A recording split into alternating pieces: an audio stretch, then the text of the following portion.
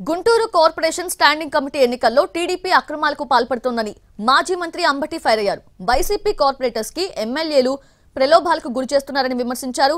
దిమాకున్న వాళ్ళు ఎవరూ కూడా కార్పొరేటర్స్ ని డబ్బులతో కొనరన్నారు కేంద్ర మంత్రి పెమ్మసాని. మైక్ దొరికింది కదా అని మాట్లాడే అంబటి వ్యాఖ్యలు పట్టించుకోవాల్సిన అవసరం లేదని కౌంటర్ ఇచ్చారు. 30 ఇస్తారంట, 50 ఇస్తారంట. మరి ఎంతమందికి ఇస్తారో ఎంతమందికి కొంటారో బయట జరుగుతుంది. మా వాళ్ళకి ఫోన్ చేశారు, మా దగ్గర ఉన్న వాళ్ళకి వీళ్ళందరిలో చాలా మందికి ఫోన్ చేసి 30 ఇస్తాం వస్తారా, లేదా 40, 50 అని బార పెడుతున్నారు. అంటే వాళ్ళ దగ్గర పవర్ ఉంది, డబ్బు ఉంది. అంటే డబ్బుతోనూ అధికారంతోనూ వ్యక్తుల్ని కొనాలనుకునేవాళ్ళు, కార్పొరేటర్లను కొనాలనుకునేవాళ్ళు, వైసీపీ ఫ్యాన్ గుర్తు మీద గెలిచిన వాళ్ళని కొనాలనుకోవటం ఒక దుర్మార్గం, అమ్ముడు పోవటం మరొక దుర్మార్గం.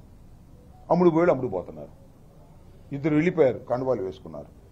ప్రజలు దీన్ని గమనించాలి. మనం చేస్తున్నాం.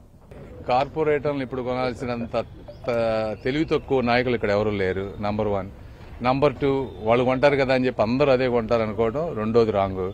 మూడోది ఏమొస్తుంది, మాకు గవర్నమెంట్ మాది ఇంకో 2-3 నెలలు పోతే మొత్తం వాళ్లే ఉన్నారు. అసలు తెలుగుదేశం పార్టీలో వాళ్ళు మొత్తం ఇటు వస్తానంటే ఆపుతున్నాం. మేము ఎందుకు ఆపుతున్నాం? ఎందుకంటే అందులో అందరూ మంచి వాళ్ళు లేరు, కొంతమంది మంచి వాళ్ళు ఉన్నారు. ఇక్కడ కనీసం నెక్స్ట్ 10-15 సంవత్సరాల్లో రాజకీయ భవిష్యత్తు ఉండదు కాబట్టి వాళ్ళందరూ వస్తామంటే ఆపి అవసరమైన వాళ్ళ వరకు మేము తీసుకుంటాం. తెలివి దిమాకున్నోళ్ళు ఎవరు కార్పొరేటర్లను డబ్బులు పెట్టి కొనరు. ఓకే, ఏదో అంబటి రాంబాబు గారు ఇంకొకళ్ళు ఏదో వాళ్ళకి మైకు దొరికింది కదా అని ఏదో మాట్లాడుతూ ఉంటారు. అవన్నీ మీరు పట్టించుకోవాల్సిన అవసరం లేదు.